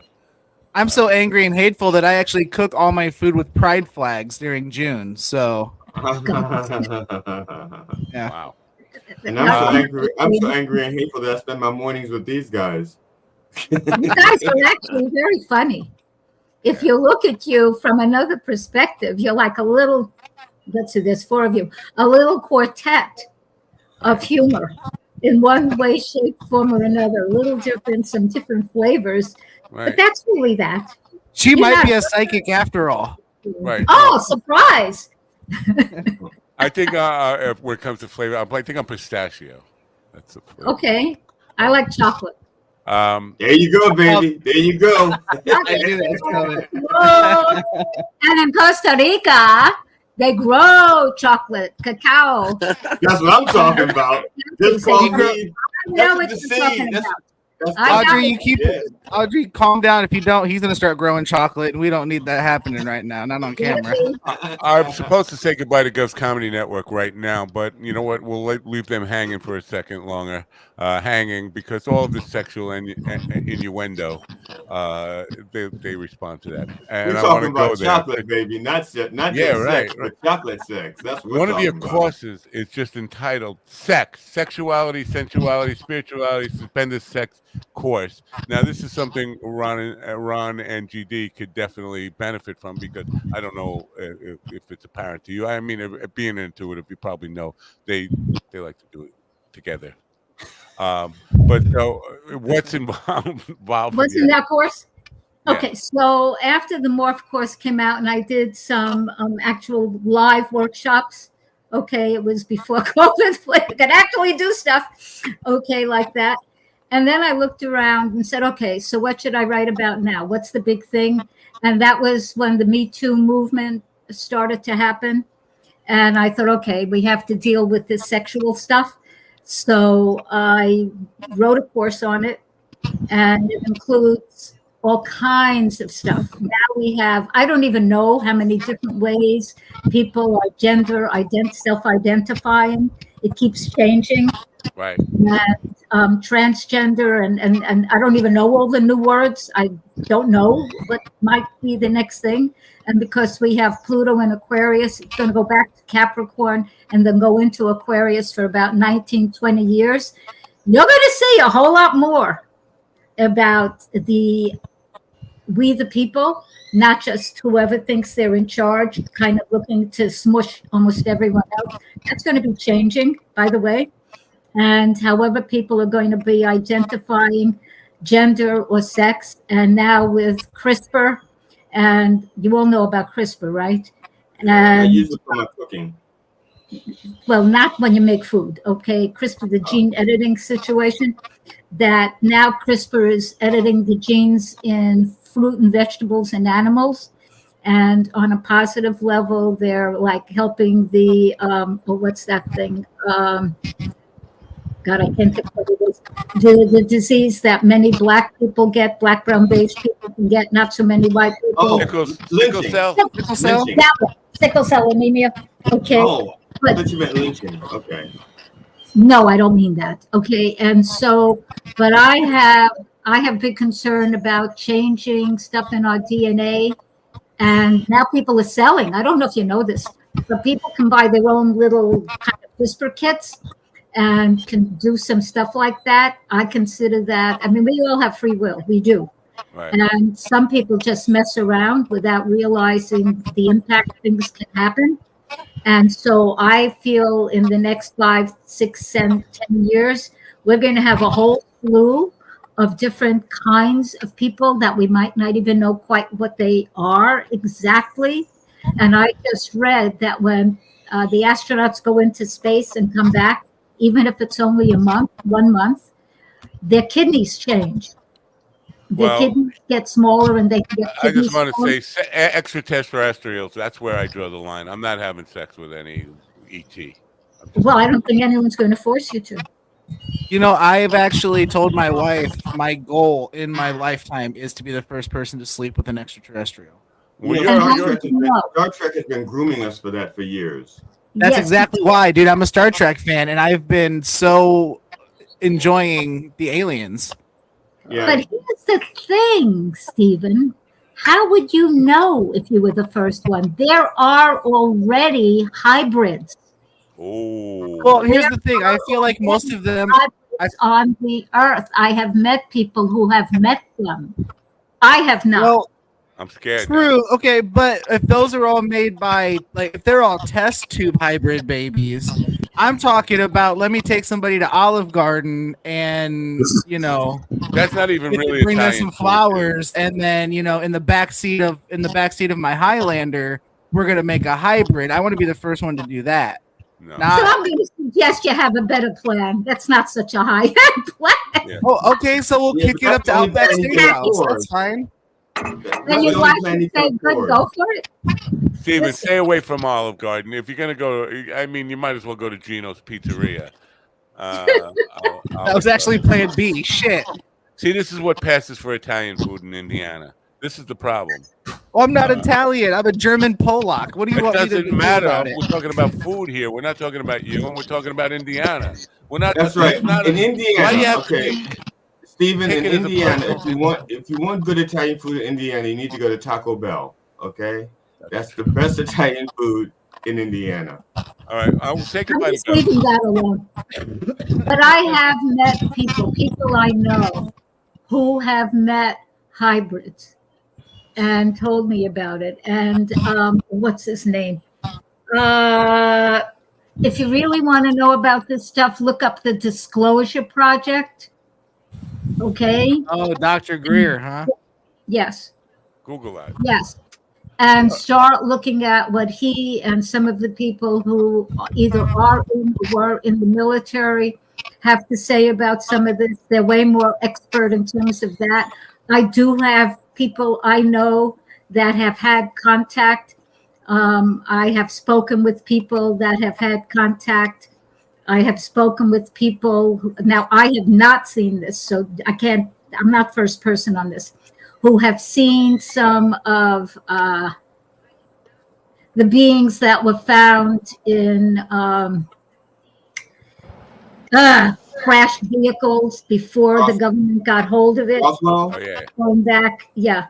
And so I had heard from them, and they weren't military, but you couldn't hide this stuff because and so they told me some of what they had seen.